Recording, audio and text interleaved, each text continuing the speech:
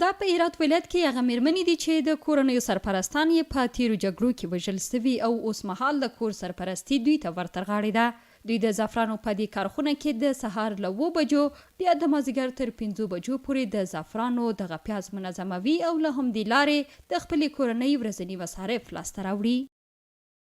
هفت صبح میش سر کار میشینید. د سهار په 7 بجو کار پیل کیږي او د مازدیګر په 5 بجو بیرته تعطیلي کیږي. همدا چې زه د خپل کار له لارې د کور خرڅه څه ناڅه باسم، د اولادونو د ښوونځي لګښتونه مې پوره کوم، خوشحاله یم. د ورځې یو 200 یا 210 افغانۍ کیږي.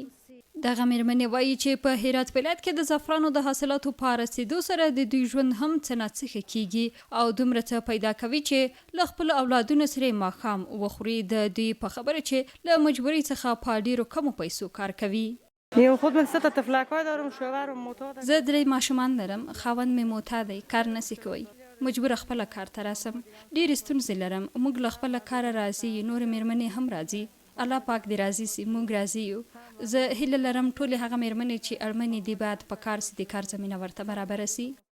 دغه میرمنې له حکومت او نورو نړیوالو بنسټونو څخه د مرستې او لاسنیوي غوښتنه کوي. دوی وایي چې په دې ولایت کې سلګونه داسې میرمنې لا هم شته دي چې د کورنۍ سرپرستانه لري او په بد اقتصادي وضعیت کې ژوند کوي. سرپرست خانواده خود هستم دیگه. د کور سرپرست زه پخپله یم، ورور نه لرم چې کار وکړي. موږ دلته هره ورځ په 280 افغانیو کار کوو چې ډېرې کمې هم دي. د کور خرڅ او خوراک نه ورباندې پوره کیږي.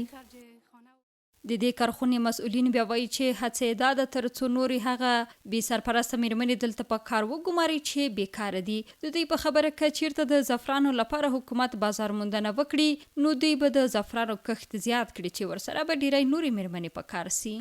با وجود این همه مشکلات که شرکت‌ها مواجه سره له دې چې د رژیم تر بدلون وروسته شرکتونه له ډېرو ستونزو سره مخ دي، د زعفرانکارانو ملي اتحادیه په دې هڅه کې ده چې میرمنو او نارینه‌وو ته د کلیو او بانډو په سطحه د کار زمینه برابره کړي او دا چې موږ په دې سختو شرایطو کې ښځو او نرو ته د کار زمینه برابروو. ډېر خوښ یم او ویاړم په دې کار مې. په هرات او د افغانستان په نورو ولایتونو کې په ډیری نورو فابریکو او کارخونو کې هم اوس مهال ګڼ شمېر میرمنې په کار بوختې دي او له همدې طریقه د خپلې کورنۍ لپاره یوه ګوله ډوډۍ لاسته راوړي.